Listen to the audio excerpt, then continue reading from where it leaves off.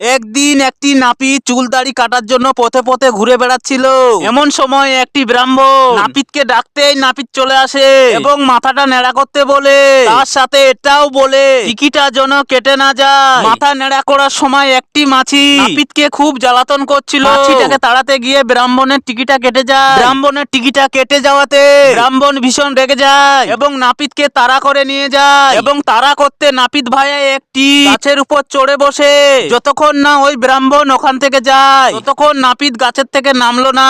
কিছুক্ষণ পরে ব্রাহ্মণ চলে যাওয়াতে নাপিত গাছ থেকে নেমে যায় এবং হাঁটতে হাঁটতে জঙ্গলের দিকে চলে গেল এবং জঙ্গলের দিকে যেতে গাছের উপরে থাকা একটি ভূত নাপিতকে দেখতে পায় এবং সে নাপিতকে দেখে মনে মনে বলতে লাগলো সে নাপিতের ঘাড় মটকাবে এবং হাড় মাংস চিবিয়ে খাবে এবং জোরে জোরে হাসতে লাগলো।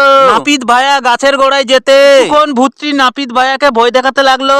ভয় না পেয়ে নাপিত ভাইয়া মনে মনে একটি বুদ্ধি আঁটলো, কেননা তার কাছে একটি আয়না আছে। এই আয়নাটা দেখিয়ে ভূতকে বলে আমি ভূতেদের বন্দি করি। এই কথা শুনে ভূতটি ভয় পেয়ে যায় এবং পালিয়ে যায়। এইভাবে নাপিত ভাইয়া এ যাত্রায় বেঁচে যায়।